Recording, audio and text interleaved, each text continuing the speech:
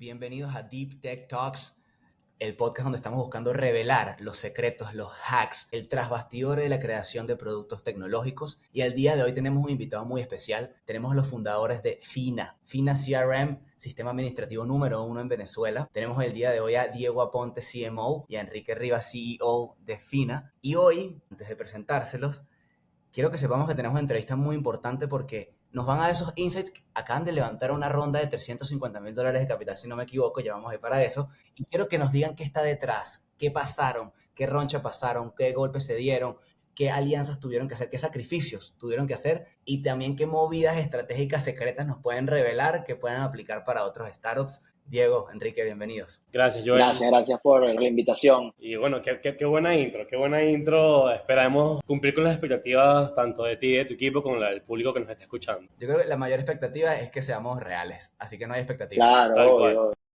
No hay expectativa.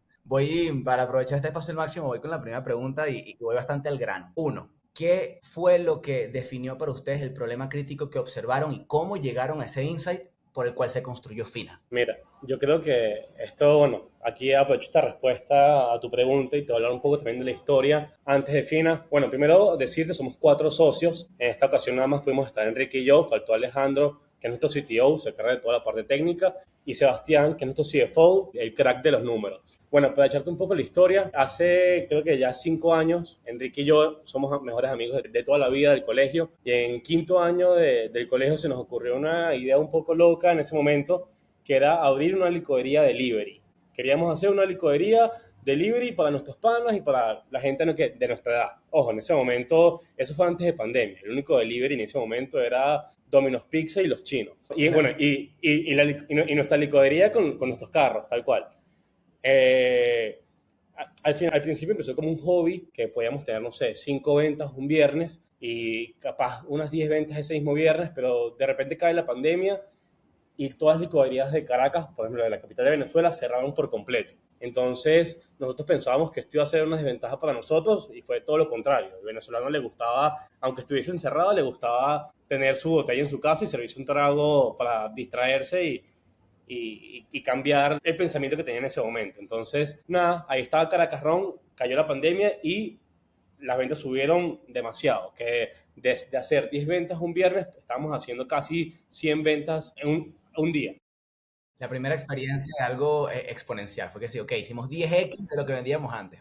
Tal Sí, cual. sí. Ojo, contexto, Enrique y yo teníamos 17 años, nos gustaba muchísimo el mercadeo, sabíamos un poco de números, pero realmente no sabíamos cómo tenemos 17, ¿no? En el colegio no te enseñan a llevar un negocio. Entonces, ahí empezamos a buscar herramientas que nos ayudaran que nos facilitaran un poco el camino y que nos ayudaran a llevar el control del inventario, de las ganancias del negocio. Y todo el mundo nos decía, chavos, ustedes tienen que usar Excel. Usen Excel y que el pana, el encargado de la tienda, ve la vaina en un cuaderno. Y yo decíamos en ese momento, ¿cómo es posible que no me estén recomendando una app que yo me pueda descargar y llevarlo todo desde ahí? ¿Cómo es posible que lo que me están recomendando es un Excel? Pasamos por como 3 sistemas administrativos diferentes, todos de ellos muy complicados o demasiado costosos, o sea, no estaban para nada adaptados a la pyme que era la licorería en ese momento. Entonces, ahí se nos prendió el bombillito. Al final, ya terminó la pandemia, las licorerías volvieron a abrir, las ventas de nuestra licorería volvieron a bajar y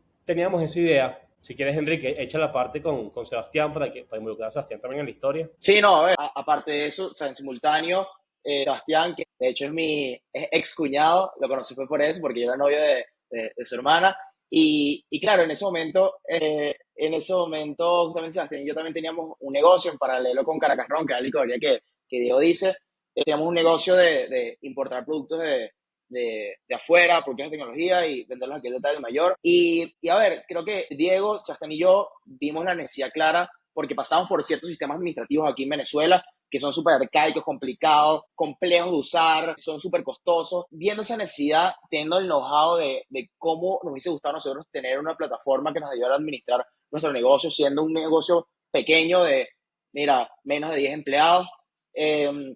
Entendiendo eso, fue ahí donde dijimos, bueno, vamos a poner en marcha, vamos a hacer esto, ¿no? Tiene todo el sentido del mundo que lo hagamos nosotros. Y el primer consejo que nos dieron fue, si vas a hacer una startup, si vas a hacer un proyecto tecnológico, búscate un CTO. Y ahí fue donde conseguimos a Alejandro, que es la persona que ya ahorita toda la parte de tecnología y producto, lidera toda esa área, y es un crack con todo lo que hace. De ahí desarrollamos, lanzamos el MVP. Nosotros lanzamos en octubre, perdón, de 2023, ya creo que 17 o 18 meses. Y bueno, ahí cuando lanzamos, es una historia bien interesante porque obviamente nosotros pensamos que típicamente cuando era un B2B o sea, típicamente las ventas, tú vas a tocar la puerta a la gente para conseguir un cliente, ¿no? Cosa que lo intentamos al principio y el primer mes apenas adquirimos un solo cliente. Claro, fue ahí donde dijimos, bueno, creo que hay que darle la vuelta a la tortilla y que los clientes que realmente están interesados vengan a nosotros. Ahí fue donde empezamos a probar otros canales de adquisición, como Meta, por ejemplo, o el tema de ads y todo esto. Ahí cambió todo porque, claro, ahora la gente que está interesada, que necesitaba una solución como esta, llegaba a nosotros y era totalmente distinto. Entonces, en ese octubre que teníamos la estrategia anterior, adquirimos un solo cliente, en noviembre adquirimos 6, ahí empezamos a implementar esta estrategia y subimos a 23 clientes en diciembre. Cerramos ese año con 23 clientes, ese diciembre de 2023, luego en enero 48 clientes y así fue hasta que se medio estancó realmente de enero a marzo, se estancó como en 70 clientes, 60 clientes, algo así. Y claro, nosotros pasamos por un proceso de aceleración, éramos una aceleradora que se llama Innovem by Square One Capital, está fondeada por un VC que, bueno, ha invertido en Rappi, XAI, la empresa está de Elon Musk y todo esto. Y bueno, con Alex, que es como el managing partner de eso, es un crack con todo lo que hace y nos enseñó muchísimo, en verdad, en el camino. Y ahí fuimos iterando muchas cosas, obviamente hablando mucho con los usuarios, entendiendo bien cómo es el producto realmente, que le hace fit a cierto grupo de usuarios, enamorar o estos, por lo menos 100 usuarios estén 100% enamorados con lo que nosotros le estamos solucionando. Entonces, bueno, fue mucha iteración de producto, de pricing, de estrategia de adquisición y todo eso. De hecho, un game changer que tuvimos es que en mayo nosotros cambiamos el precio del producto. Antes costábamos $40 y $60, esos eran los dos planes de suscripción mensual. Lo bajamos a $20 y $40 y cambió por completo el negocio. De hecho, en abril teníamos 62 clientes y cerramos mayo con 128. Entonces, hicimos un 2X en un solo mes y cambió por completo la historia de Finam. Bueno, cabe destacar que justamente en marzo también logramos levantar nuestra primera ronda de inversión de $115,000 a través de varios inversionistas ángeles y todo esto. Entonces, bueno, luego de ese mayo que empezamos a traccionar un poquitico como más fuerte, empezamos a crecer un poco más, llega septiembre, en septiembre decidimos, bueno, ya es hora de levantar la próxima ronda, nuestra ronda seed, y bueno, ya con un poco más de tracción, ya teníamos como 400 clientes en ese momento, dijimos, estamos listos ya para levantar una ronda un poquito más grande, un poco más formal, por decirlo así, y bueno, justamente igual, seguimos operando y todo eso, logramos levantar la ronda ahorita en enero, en un principio estábamos buscando 300,000, terminamos levantando 350,000, porque bueno, entre varias cosas, algunos querían entrar con un ticket mayor y todo eso, y bueno, aprovechamos la oportunidad y terminamos levantando 350. Algo súper importante es que en ambas rondas, sobre todo en la segunda, entró gente más allá que pone capital, gente estratégica, ¿no? Gente que realmente te suma a tu negocio, y un ejemplo claro de esto es, bueno, desde la primera ronda con Innovem, que es esta aceleradora, que es Square One, ellos invirtieron en la primera ronda, hicieron follow-on e invirtieron en la segunda ronda. También en la segunda ronda entró Eric Dolman y Patrick Dolman, son dos hermanos venezolanos, que uno trabaja en SoftBank y el otro trabaja en Bicycle Capital, son que sí los VCs más grandes del mundo ahorita. También tenemos a Rodrigo Noveroles, que es uno de los dueños del BNC también, y todo el tema aquí de pagos, es un crack con todo esto, aparte de una empresa que se llama Latin Pagos, que también estamos haciendo varias alianzas y varios partnerships con ellos y con BNC. Y también Jimmy Termiotis, que es el GP de un VC en Nueva York. Entonces, bueno, creo que esos son como los que pusieron los tickets más grandes y todo esto, pero creo que nos rodeamos de gente que aporta realmente al equipo y aporta realmente al negocio, más allá de simplemente el capital, ¿no? Entonces, bueno, justamente pasamos por eso, teníamos que levantar la ronda en enero, y ahorita acabamos de cerrar abril con un poquito más de 1,200 negocios ya usando la plataforma. Entonces, gracias. Entonces, bueno, ese sí un poco como el journey que tenemos. Ahora ya contaremos más a profundidad de las cosas que se vienen, pero en verdad, con toda esta gente que entró y con los partnerships que estamos haciendo, en verdad, se vienen cosas muy, muy bonitas y que realmente van a sumar bastante a todos los usuarios que tenemos ahorita. Sí, tal cual. Totalmente. Ojo, esto fue, Enrique, no sé si resumiendo, pero bueno, fueron 3 minutos de una historia bastante bonita. Y la idea de este podcast es también decir Sí, total. que no todo es tan fácil como, o sea, yo escucho esa historia y digo, wow, qué locura, pero, o sea, sí que locura, pero hay más cosas detrás de eso. Entonces, buenísimo, Joel, Dale, adelante, puedes hacer las preguntas que completamente. quieras. Mira, te digo que tengo tantas preguntas que ahorita voy a repriorizar todo el guión que tengo. Desde este punto de vista, primero, me encanta cuando hablamos de usuarios que estamos hablando de impacto, sé el impacto que puede tener un Fina en Venezuela y viviéndolo en primera línea, los interminables Excel que cuesta que la gente no solo utilice, sino que entienda. Y yo creo que ya por ahí hay un gran impacto que se está generando, el poder tener una interfaz que sea sencilla para las personas de rellenar, gestionar y obtener insights todos los meses, es algo que necesita el ecosistema venezolano para que el ecosistema empresarial venezolano para que siga creciendo y que sigamos robusteciendo la economía, porque al final de la empresa privada consiste, o está Tal cual. conformado. Sí, sí, no, total. Y mira, para hablar de eso, porque me parece que es un tema súper interesante, nosotros lo tratamos de implantarlo más que todo también en la cultura hasta interna del equipo. ¿Cuál es el propósito de Fina, no? Que el propósito al final es organizar las finanzas de los pequeños negocios y ahora hacerlas crecer. Ya te voy a decir por qué hacerlas crecer, ya vamos a hablar de eso un poco más adelante. Pero sí, no, o sea, a ver, nosotros vemos sobre todo la visión de aquí de Fina, la visión y la misión de Fina de aquí a 10 años nosotros lo vemos como un journey, ¿no? En donde desde que este pequeño negocio nace, puede empezar a organizar sus finanzas, que ni tenga que ni tocar un número, ni Excel, ni nada de eso, sino que puede organizar sus finanzas de una forma fácil y sencilla. Luego que empieza a crecer un poquitico, que ya tiene 3, 4 empleados, que ya ve un poquitico de crecimiento, pueda pedir un crédito a través de Fina. Repito, yo voy a hablar de eso un poquito más adelante, Perfecto. pero que pueda pedir un crédito, pueda crecer más el negocio, que cuando ya tenga 5 o 6 empleados, pueda empezar a usar soluciones financieras que nosotros le vamos a ofrecer a través de integraciones con los bancos. Entonces, al final termina siendo un ecosistema financiero administrativo alrededor de ese cliente, ¿no? Al final, por eso nos llamamos Fina Partner, porque somos el socio de ese negocio que lo apoya, eso, no solo que maneja sus finanzas, sino que también pueda crecer su negocio. Y en verdad es una misión también bien bonita que nos llena a nosotros y a todo el equipo que trabaja acá. Me encanta que además estén poniendo como otra vertical el financiamiento, que es algo que hace tanta falta en Venezuela y hay una cancha Sí, gigantesca. O sea, creo que tienen además dos nichos de muchísimo crecimiento en Venezuela. El potencial ahorita, me encanta que además el potencial lo pone la visión de los founders y me estás hablando de a 10 años, así que sí, hay Fina para rato. hay Fina Tal para cual. rato, Dios quiere. Está bueno, le saqué la nueva campaña. Sí, sí, sí. Les pregunto, detrás de todo esto que me están comentando y como dice Diego ahorita, es una historia que uno la escucha de afuera y en 3 minutos dices, wow, qué historia tan, no solamente admirable, inspiradora y se ve bonita. ¿Qué sucedió en los inicios que nadie está viendo? ¿Cómo llegó Fina a sus primeros 115.000 de levantamiento? El levantamiento, el capital, ¿es la solución? ¿Es la única solución y por qué? ¿Y qué está detrás? ¿Cuál fue el mayor reto de ese primer hito? Tranquilo que luego vamos para los demás.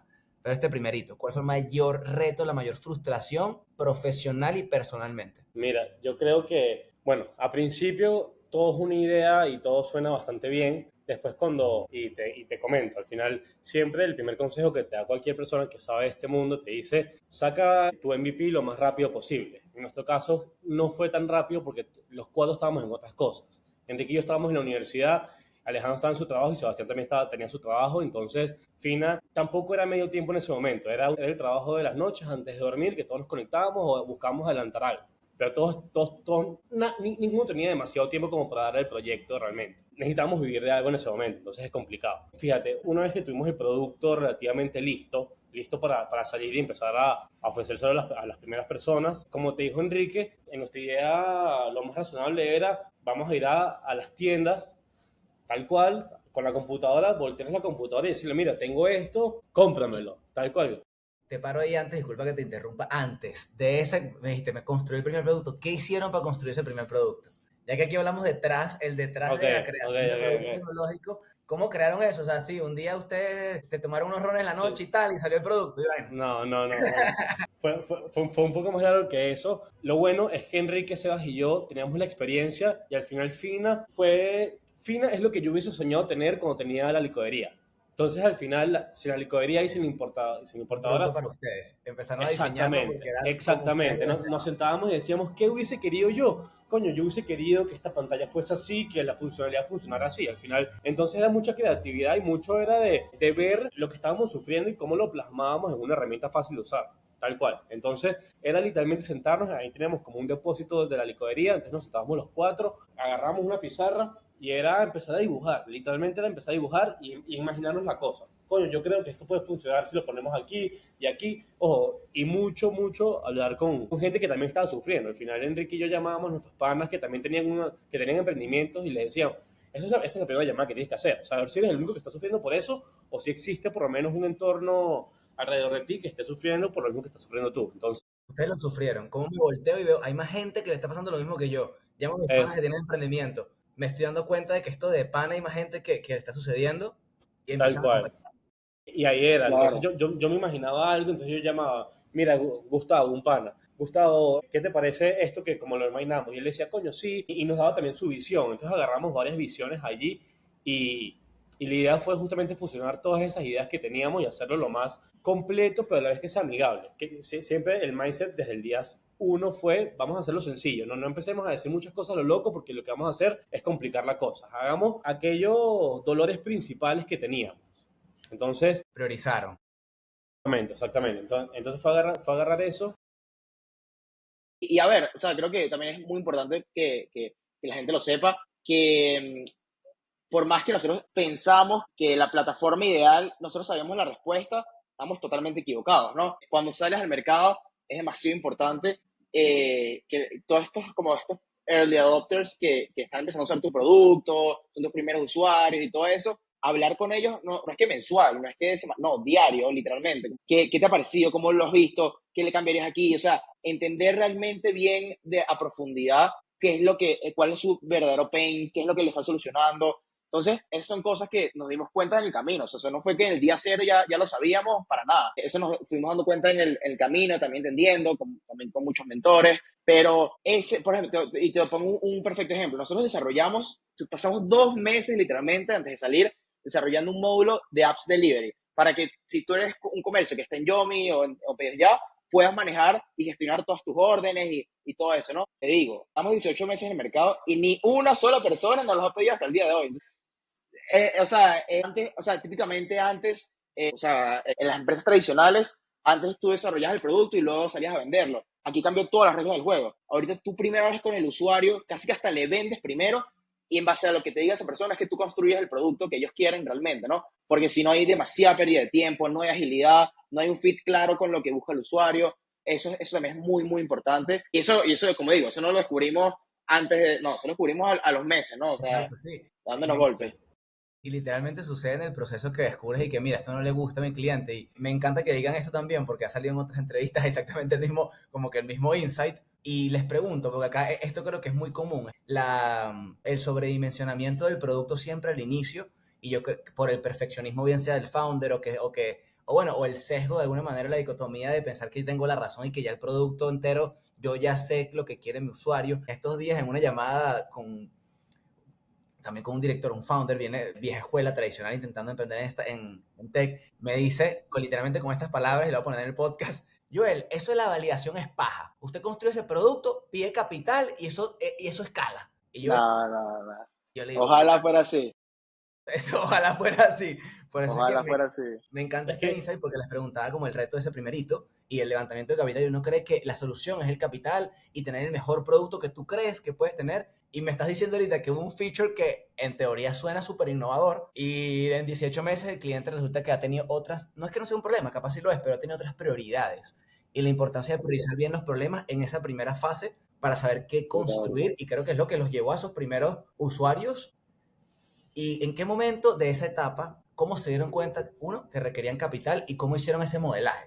O sea, cómo fue el detrás de cámaras, porque uno siempre habla como de acciones de cómo hacer un buen pitch y tal, y que ya va a llevar, pero ¿sabes lo que te toma preparar primero el pitch? A lo que tienes que hacer para Sí, poner algo en esa presentación. yo creo que, sí, sin duda. Yo creo que al final, como debería de ser y como lo hicimos en Fina, fue primero, mira, agarremos lo que hicimos y vamos a buscar venderlo. Si vemos que la cosa realmente hace sentido, que se vende no tan difícil, es porque realmente estamos solucionando algo que hace sentido. Entonces yo creo que el primer paso siempre es agarrar lo que sea que hiciste, agarrar esos dibujos que plasmaste y empezar a ofrecérselos a todo el mundo, a la gente que haya sufrido por el problema. Y una vez que te das cuenta que realmente la cosa se hace sentido y que sí puedes escalar muchísimo con este proyecto que estás ejecutando, ya ahí yo creo que lo primero es entender que los founders tienen que estar full time en el proyecto. Entonces, creo que lo primero es buscar y al final una startup no es rentable en poco tiempo. Entonces creo que siempre lo primero es, tú buscas el levantamiento, uno, para dedicarte al 100% y dos, por escalar muchísimo y acelerar el crecimiento completo. Entonces era como, sabíamos que en el Excel decía que nosotros podíamos llegar a 100 clientes si no levantábamos en un año y medio. Pero si levantábamos, pues podíamos llegar a esa cifra capaz en 6 meses. Entonces, ¿Cuál fue el indicador que les dio ese insight? O sea, que dices, Sí, o sea, por lo menos es que a eso iba, ¿no? Nosotros dijimos, o sea, teníamos como que la meta que era 400 clientes para el primer año y decíamos, ok, esto lo podemos lograr levantando capital o capaz bootstrapping, así podemos hacerlo, ¿no? Y dijimos, no, esto es imposible sin levantar capital, ¿no? O sea, a ver, podemos llegar a los 400 clientes perfectamente, pero no vamos a tardar 3 4 años y no es la idea, ¿no? O sea, entonces esa es la decisión. Queremos ser una empresa de crecimiento rápido o una pyme digital que crece un poco más lento y todo esto. Y la decisión fue esa, ¿no? Vamos a crecer rápido porque esto es lo que queremos, ¿no? Y me parece súper válido la gente que crece también un poco más lento, pero seguro, sin diluirse y buscar capital. Me parece súper válido también. Pero la decisión de nosotros fue esa. Claro, cuando tomamos esa decisión fue, bueno, vamos a agarrar un poquitico por lo menos de tracción y validar hacia algo pequeñísimo y con eso salir a buscar dinero, ¿no? Entonces, por eso decía que justamente nosotros en diciembre fue que empezamos a buscar capital, cuando ya teníamos esos primeros 20 clientes y claro, a nosotros nos ayudó mucho que por lo menos en enero crecimos el doble, o sea, llegamos a 48 clientes y a ver, si te soy sincero, levantar capital en una primera ronda, a 20 clientes al final no dice nada, 40 tampoco, ¿qué, lo que qué sí te dijo? dice Exacto, es ¿qué fue lo que les dijo? sí, es que a eso voy. Mira, lo que sí te dice es, tienes un producto que es bonito, que tú sabes que está bien hecho, pero aparte de eso, el tamaño de mercado es muy grande, eso es muy importante, y eso siempre se va a ver, tanto en la primera ronda como en la decimoquinta, o sea, eso siempre se va a ver, qué tan grande es tu mercado, pero lo más importante era el equipo. O sea, si nosotros realmente éramos el equipo fundador correcto para hacer esta startup, ¿no? Y eso lo vemos como que, bueno, si tú agarras 100 personas totalmente al azar, ¿por qué tú vas a ser el mejor con respecto a las otras 99, ¿no? ¿Qué te diferencia a ti? Y te digo, nosotros no es que somos unos ex Rappi, ex Platzi, ex Facebook, nada de eso, ¿no? Pero sí tenemos algo que, bueno, aparte de tener el know-how de que sabemos cómo construir esta plataforma porque lo vivimos y todo esto, pero más allá de eso, quitando hasta eso de lado, nosotros tenemos algo que creo que los cuatro estamos alineados con eso, es que somos unos obsesionados por lo que hacemos. O sea, nosotros vivimos, respiramos y soñamos con Fina y de hecho cuando nosotros levantamos la primera ronda, pasaron los meses y justamente le preguntamos a Natalia, que fue una de las que entró en la primera ronda, le decimos como que, ¿por qué invertiste? ¿No? O sea, como que, ¿qué fue lo que te motivó a? Y ella justamente nos decía, mira, súper cool el producto, el tamaño de mercado, todo lo que hemos hablado, súper chévere, pero las ganas que ustedes tenían de comerse el mundo, o sea, eso no tenía sentido. O sea, yo nunca había visto algo así. Y es eso, pero esa ganas de comerte el mundo te lo deriva de la obsesión que tienes con tu producto y que hacer sea lo que sea para que pase lo que tenga que pasar para que tú puedas escalar tu negocio al siguiente nivel, ¿no? Entonces, creo que esa obsesión del equipo es lo que hace. Y al final, mira, puedes tener una idea muy bonita, puedes tener capital incluso, pero sin un equipo correcto, jamás y nunca lo van a sacar adelante, porque execution, como siempre dice Totalmente, güey, sí, ¿no? Y es eso. totalmente. Sabes que me encanta porque dijeron como que varias cosas. ¿Sabes qué me encanta de este podcast? Que es ver en práctica toda la teoría que vemos en los eventos de PR y que vemos en el libro y que ese consumo infinito de videos de YouTube sobre startups, es como que esto es la práctica. Y me dices, mira, sí, Sí, en la primera levantamiento lo que más van a observar son los founders, lo que más van a observar es el enamoramiento que tienen de la idea, el enamoramiento que tienen del problema que están solucionando, que estén obsesionados. Y lo segundo, que estén en un mercado amplio y con poca competencia. Check, check, check, check. A estos panas son unos obsesionados. Van a trabajar 24/7, además son súper jóvenes y van a dar el 1000 por 1000 porque no hay chamos, no hay responsabilidad. Dale, listo. Claro, tal cual. Exacto. esas son cosas que va evaluando también cualquier, creo que Venture Capital en esa primera fase, porque el riesgo es altísimo, pero el market es muy grande. Y en este caso, preguntando sobre esa primera ronda o hito, para ustedes, o imagino, me hablaron de producto, me hablaron de canales de adquisición, ¿hacia dónde sintieron que fue la prioridad en alocar la inversión o dónde se llevó más parte de la inversión para atender a esta siguiente ronda de usuarios que esperaban que acelerara también toda esta gasolina? Tecnología y adquisición. O sea, al final, la mayor parte de nuestro budget se va en contratar ingenieros top que realmente sean buenos en lo que hacen y obviamente budget de marketing. Ahí es donde se va la mayoría, el grueso de los gastos, ¿no? Y al final, lo que te da el levantamiento es cubrirte esa pérdida que tienes todos los meses, ¿no? Porque creo que algo importante que para el que no entienda mucho este mundo, sobre todo una startup en los primeros años pierde dinero para luego ya el break-even y ser rentable y tener como que la típica curva, ¿no? Pero sí, no, a ver, el foco es invertir duro en tecnología, crear un producto cada vez más robusto, cada vez que a la gente le guste más, que esté bien hecho realmente y obviamente el budget de marketing es clave para poder adquirir Sí. usuarios. Y algo que no sé si mucha gente sabe, hacer una startup en Venezuela, como todos ya sabemos, es complicadísimo. Yo siempre digo que es como jugar el nivel 10 del juego directamente. Modo Pe- legendario. Sí, estamos sí, legendarios aquí, tal cual. pero, pero hay algo bueno dentro de todo, es que como aquí nadie está haciendo esto, realmente la publicidad sale económica aquí. Fina tiene competencia, sí la tiene, pero no tiene competencia que apueste por la publicidad digital, que apueste a las pymes. Entonces, al final, tú nos preguntas a nosotros, y la primera inversión, yo que me encargaba más que todo esto, la primera inversión que hicimos de marketing fue $200. O sea, no fue una suma loquísima y fue con $200 y vimos que los 200 nos da un retorno interesante y ahí validamos ese canal de adquisición. Ojo, capaz de adquirir ese cliente que estoy teniendo aquí en Venezuela y me voy a México, capaz me sale el doble o el triple. Pero entonces tenemos esa ventaja en Venezuela que la idea es aprovecharla lo que se puede. Y que tengas el monthly recurrent revenue, o sea, que tengas yo creo que ese también es la maravilla del modelo que tienen, y es el reflejo, o sea, ese es el indicador también más para la segunda fase de verdadera atracción, de que no es solo adquisición y se está quemando capital en marketing, en acquisition, pero no hay activación de usuario, no hay retención, y ustedes cuando me dices, tengo 23 clientes, 40 clientes, no solo es lo que refleja el crecimiento, es lo que refleja en retención, que va Sí, siendo acumulativo, y yo creo que eso también no hay que pasarlo por alto, o sea, No, esa es la clave del negocio. esa es la clave. sí. Retention. Sí, total. Cuando empezamos a adquirir clientes, creo que ahí fue que nos dimos cuenta de, wow, estamos adquiriendo, la gente está pagando ese primer mes, pero hay muchos que se nos están yendo ese segundo mes. Entonces, también ahora estoy llamando a la gente que me está comprando, pero también tengo que llamar a la gente que se me está yendo y preguntarles por qué se me están yendo. Por ejemplo, aquí tenemos una assumption, una hipótesis de que Fina es perfecto para tiendas de ropa. Yo adquiero una tienda de ropa, esa tienda de ropa no se me debería de ir. Y pasa que de repente hay un par de tiendas de ropa que se me van. Y yo digo, wow, si según yo soy perfecto, si soy económico para ellas, todo esto, tengo que levantar el teléfono y llamarles. Y al final esa llamada de 5 minutos con esta ex cliente me va a dar un montón de insights de lo que ella necesitó o cosas que pensó que Fina tenía pero que no tenía. Entonces ahí es mucho de investigar y entender bien por qué la gente que se me está quedando se está quedando y por qué la gente se me está yendo la que se está yendo. También es otro reto gigantesco que hasta el sol de hoy, ojo, con honestidad y con toda humildad te digo que aún no hemos resuelto, todos los días trabajamos en esto, pero estamos dedicados al 100% en No, mejorar esa y a ver, retención. y es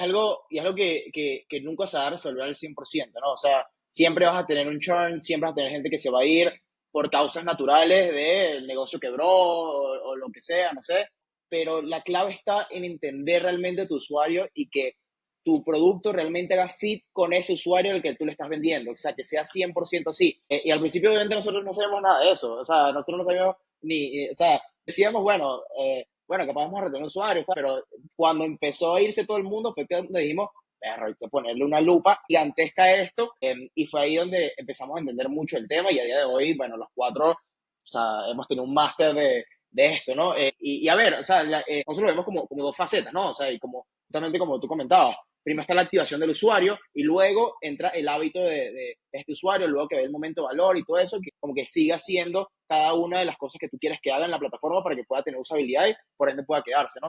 Y así fue como lo empezamos a trabajar. Hemos mejorado muchísimo la activación, el hábito también del usuario. O sea, de hace un año para acá hemos mejorado muchísimo la retención, falta muchísimo por hacer, pero la hemos ido mejorando. Ya, vamos a hacer varias cosas, estamos lanzando varias cosas sobre todo para mejorar el hábito, porque la activación en verdad sí la hemos mejorado muchísimo, pero ahorita más el foco es el hábito de este usuario. Te puedo decir, mira, dos cosas que vamos a hacer, que me adelanto Me a cosas encanta. nuevas que vamos a lanzar ahorita. Son dos cosas específicas. Vamos Fina, ahora va a estar el APK, o sea, la aplicación de Fina, va a estar integrada a los puntos de ventas de Latinpagos. Entonces, persona que tenga un punto de venta de Latinpagos va a tener Fina dentro y va a poder registrar su venta, pasa el punto y haces toda la conciliación de la transacción, todo desde una misma plataforma. De hecho, tú vas al supermercado, tú vas a un supermercado y está la persona con el sistema administrativo y aparte el punto de venta. Nosotros estamos haciendo todo en uno para que hagas toda la transacción en un solo dispositivo. Eso por una parte, es un proyecto hermoso en verdad porque aparte de solucionarle eso al usuario, todas las agencias del BNC, las más de 235 agencias, lo van a ofrecer en cada uno de sus puntos a cualquier persona que vaya a abrirse una cuenta con el BNC. Entonces, eso por ese lado. Y también, que lo comentaba antes, a través de un aliado bancario también, Fina va a empezar a ofrecer microcréditos. Entonces, cualquier persona que tenga Fina y tenga ese historial, por lo menos 3 meses de data, va a poder optar por un microcrédito. Ojo, no son créditos de $50,000, nada de eso, sino son Microcrédito. créditos pequeños, tercerizados por el banco. Nosotros no ponemos dinero ni nada, sino eso se encarga el banco. Nosotros simplemente hacemos el puente para que el usuario pueda solucionar y pueda tener su crédito en menos de 15 minutos, ¿no? De hecho, tú vas a un banco y te puede tomar 3, 4 meses entre papeleos, documentación y todo esto, y con Fina te vas a tardar, ¿qué? 15, 20 minutos a lo mucho para que te liquiden los fondos. Qué espectáculo. Además, acelerando el flujo de caja de todas las pymes o de pequeños negocios, emprendedores, que para materia prima, para compra de inventario, etcétera. Claro, es que ahí es donde está la clave, ¿no? Y nosotros lo veíamos en Caracarrón, que capaz tú como negocio tienes muchas cuentas por cobrar, no tienes mucha liquidez ahorita y te faltan $200, $300 para completar la factura que le dejas a Polar, por ejemplo. Pides el crédito en Fina, te lo liquidan en 15 minutos, resuelves el pago con Polar y pagas eso a cuotas en 3 meses, ¿no? Eh, eso es una belleza. Entonces, cuando empiezas a agregar estos productos y agregar más valor a tu cliente, como lo del punto de venta, como lo de los microcréditos, ahí haces que el hábito del cliente permanezca más en el tiempo y puedas retener a ese usuario muchos más meses de lo que lo estás haciendo ahorita. Sabes que me encanta que esta es la prueba viviente de la importancia de la priorización, pero no olvidarse del resto de los problemas e ir reorganizando según el feedback de usuario cómo voy a ir atendiendo cada uno de esos problemas progresivamente. Que creo que al principio, como founder y como no tienes la claridad, es como que fue primero el huevo o la gallina. Si no salgo al mercado, no tengo el feedback, pero si no tengo el producto, ¿cómo salgo al mercado? Primero intentas crear ese producto con la cantidad de funcionalidades que tú crees que puede funcionar, que podría funcionar en lugar de acotar Sí. las hipótesis. Creo que eso fue algo espectacular que hicieron ustedes y en el mismo camino ir integrando soluciones a los demás problemas que se van presentando incrementalmente, pero ya tienen el core business armado, que yo creo que esa es la mayor complejidad por lo general. Complejidades Ujú. acá, para preguntarle varias cosas. Saben que yo creo que, yo siempre digo que CX y UX lo que hacemos es muy sentido común con marcos metodológicos, ¿no? Como que experiencia de cliente, customer experience, y lo hemos puesto sumamente fancy desde la industria tech y startup, y es tan sencillo como dedicarte a entender el comportamiento humano o el comportamiento de tu cliente y mapearlo y tenerlo claro, ¿no? Y ahí está todo lo que llaman UX, que sigue siendo para que los que no están en el mundo startup, es como la gente lo que hacen en SpaceX, como que UX, ¿qué es eso? Y suena, se sigue sonando como algo extraño o ajeno a las personas. Y por el otro lado, UI, que es la interfaz. Y yo digo que muchos de los problemas en Venezuela agarras servicios tradicionales, les pones una buena interfaz y ya tienes probablemente un startup. Sí. Creo que se subestima muchísimo el poder de la interfaz y de mapear una buena experiencia sin necesariamente innovar tanto tecnológicamente. Y sin irnos muy lejos, nuestra diseñadora de UX fue nuestra, no sé, cuarta empleada. La segunda, yo creo que fue la segunda. Sí, sí, o sea, o sea, nosotros vimos la importancia y aquí la gente está acostumbrada y al final invito a todos los oyentes y a ti, Joel, que al finalizar este podcast busques en Google sistemas administrativos de Venezuela y te metes en imágenes, te vas a imágenes y por favor vas a ver, nosotros le llamamos los dinosaurios con los que estamos compitiendo, porque son sistemas que son hechos de hace 20 años, hechos por contadores que tienen otra edición, o sea, y ya te das cuenta, coño, es que claro, y tiene todo el sentido. Yo le muestro nada más la interfaz a un posible cliente y se enamora porque está acostumbrado a las páginas de los bancos de Venezuela que son complicadas, está acostumbrado a los sistemas anticuados que utilizaba que su abuelo utilizó en su panadería, o sea, y te das cuenta que al final Algo muy importante a destacar de Fina, además de todas las funcionalidades, es que es fácil. Es algo fácil de usar, es algo amigable, es algo que no tienes que leerte 50 manuales. Uno de los retos, para aquí hablar de un poco de también otro reto que tuvimos, empezamos a adquirir usuarios y nosotros, una vez que adquiríamos esos usuarios, nosotros acostumbramos a tener reuniones, ya sea virtuales o presenciales, con esos clientes que ya pagaron la suscripción. Nos sentábamos al lado de ellos y a explicarles todo el sistema uno por uno por uno. Eso es fácil cuando adquieres 20 clientes en un mes o cuando adquieres 30. Pero cuando ya estás adquiriendo 200 usuarios en un mes, tienes que tener un ejército de personas explicándole a la gente cómo utilizarlo. O más sencillo, poner tutoriales, poner pasos a paso. O sea, algo y justamente la visión que teníamos es, Enrique y yo teníamos 17 años. Yo quiero que una persona de 17 que odie la administración, le guste Fina, como una persona de 60 años que le gustan más los métodos tradicionales, también prefiera Fina, y que la persona de 30 también prefiera Fina. O sea, yo quiero que sea fácil para todo este público que yo quiero atacar. Entonces, creo que eso es un check que tuvimos en Fina, que fue justamente eso. O sea, fue mucho foco en vamos a hacerlo sencillo, vamos a hacerlo bonito, vamos a hacerlo agradable a la vista. La gente está acostumbrada a un Excel, fórmulas, que tengo que ver cursos en YouTube de 10 minutos que me enseñen a hacer un cálculo que quiero hacer. Coño, yo les voy a poner un video de un minuto, y si no les gustan los videos, que tengan un paso a paso, o sin irnos muy lejos, que puedan levantar el teléfono y me puedan llamar y darles una buena asistencia. Aquí también se te cae el internet. Ahorita en la oficina no teníamos aire, y conversar con un proveedor es complicado. Y con una atención al cliente en general en Venezuela es complicado. Entonces, en fin,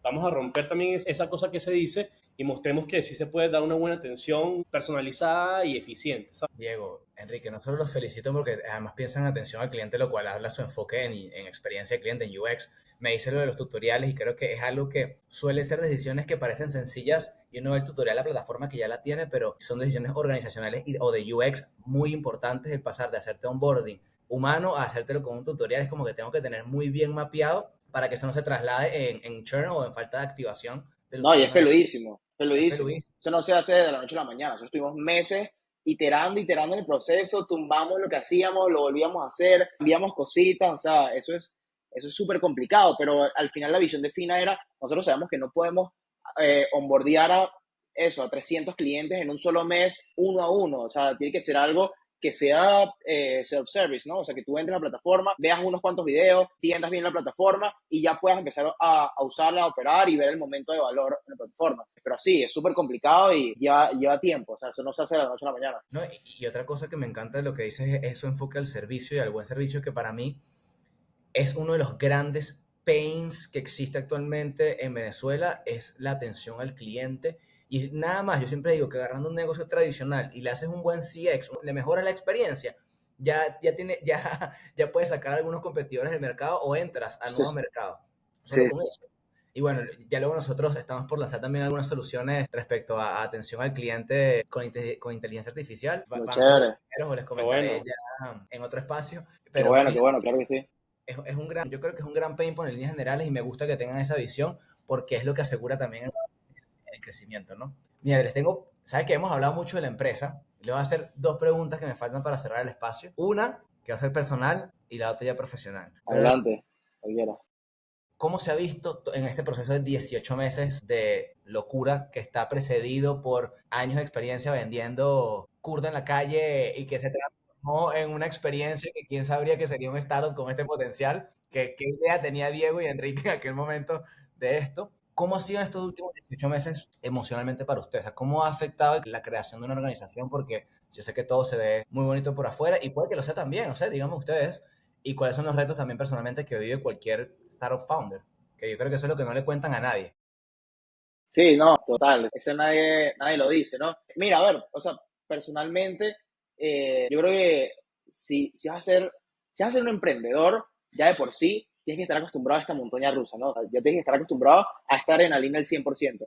Y si vas a ser un founder de una startup que típicamente te toma como más tiempo de tu vida, tienes que estar como que dispuesto a que esto realmente sea no solo tu bebé, sino, o sea, esté implantado en tu sangre y vivas y respires con tu empresa, ¿no? Y a ver, emocionalmente creo que ya los cuatro ya sabemos y entendemos que en la mañana podemos parecer que estuviésemos quebrados, pero en la tarde pensamos que ya no hay más nada que hacer en la vida, ¿no? Pero a ver, sí te digo, mira, yo personalmente, yo amo lo que hago, o sea, yo soy súper feliz con lo que hago. Yo llego todos los días a la oficina feliz, o sea, no es como que digo, qué fastidio, hoy es domingo, no, o sea, yo llego emocionado, en verdad, y no solo por el producto, no solo por lo que estamos haciendo, el equipo aquí es increíble, la paso bien acá, y creo que uno tiene que como que, por más allá de que hay momentos, que la mayoría de los momentos son así, que son súper rudos y todo eso, tiene que verle el lado positivo, que al final es que estás construyendo valor para miles de personas. Y creo que eso suma muchísimo, ¿no?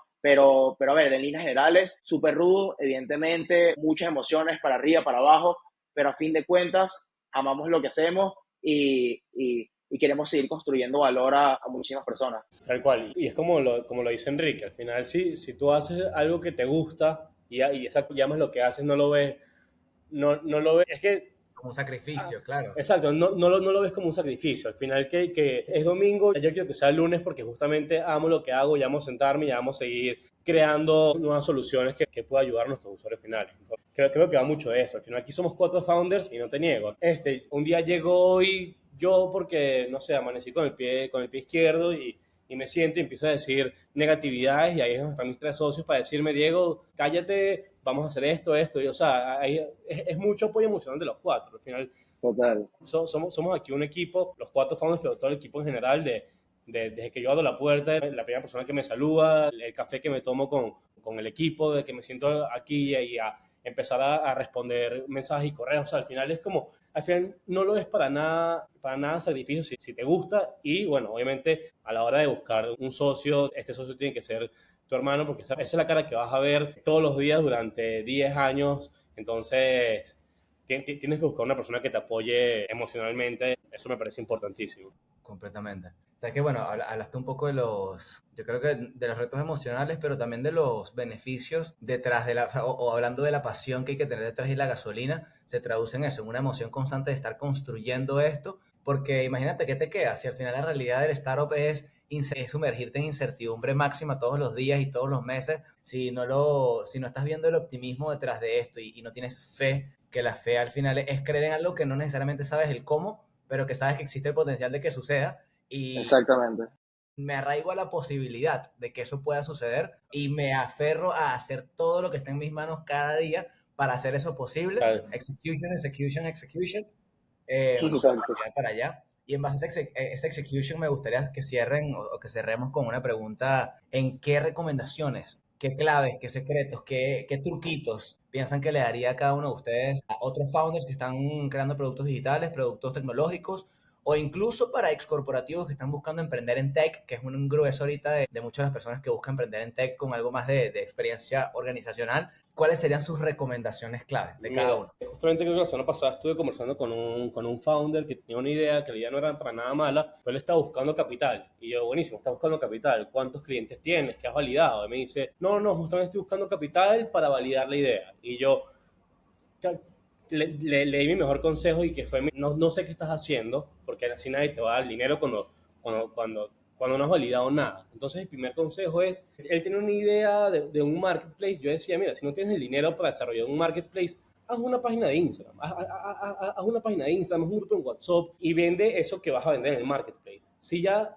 tú tienes eso validado, sin dinero, sin recursos, ya tú tienes eso validado en un Instagram, en un papel, ya tú vas a tener una prueba para empezar a buscar capital. Entonces, creo que mi consejo va más allá de, suena muy lindo el venture capital, suena necesario, pero no lo es. Lo es una vez que ya buscas el crecimiento exponencial, pero en esos primeros meses, esas primeras instancias, hermano, agarra un Instagram o un grupo de WhatsApp o empieza a llamar a gente, o sea, busca y llega el inversor o llega esa persona con la que quieres que crea en ti y llega con una prueba. Tienes que llegar con una prueba para que le pases la confianza a esta persona y tenga esa seguridad en invertir en ti.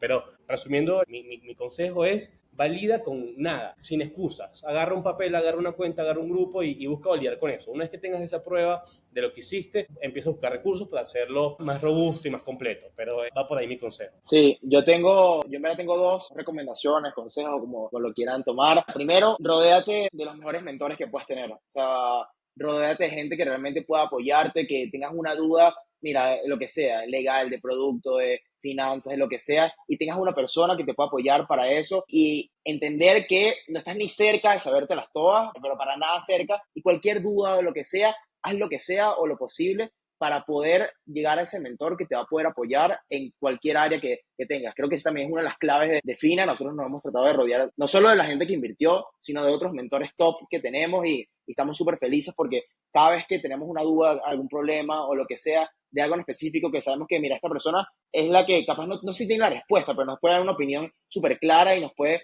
aclarar 100% la mente, levantamos el teléfono y los llamamos 100%.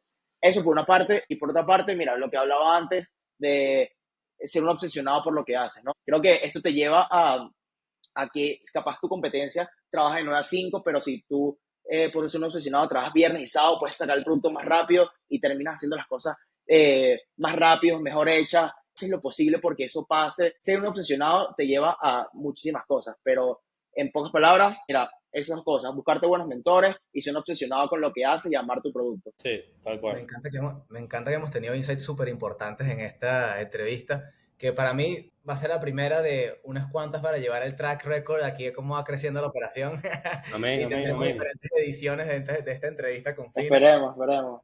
Claro que sí, brother. Nos llevamos varios insights importantes y algunos key takeaways de la reunión porque me encantó esta entrevista. Uno, creo que un gran problema del emprendedor, y lo voy a traer como insight que comentaba Diego, esto es un side hustle, cómo le voy invirtiendo tiempo y cómo busco la atracción lo más rápido posible o validar ese problema y levantar capital para poder dedicarme 100% a esto. Es un gran reto, naturalmente. Como que esa fase entre estoy construyendo pero no he validado y todavía no soy rentable, pero tengo que vivir de algo, es un reto de todo founder y creo que cualquier founder lo vive. Y una manera de mitigarlo, una manera de avanzar antes de pensar que el capital es la solución, es validar el problema, tener validado a tus usuarios con lo mínimo o la menor cantidad de herramientas o de inversión o lo que tengas a la mano, mejor dicho, como segundo key takeaway. El tercero es, mira, naturalmente ir recolectando datos, feedback y si puedo llamar diario, llamar a los que, del por qué me compran, a los que ingresan a mi producto y llamar a los que se van de qué está sucediendo. Lo tercero es ser un obsesionado naturalmente porque en esa primera fase lo más importante y lo que evalúa al final cualquier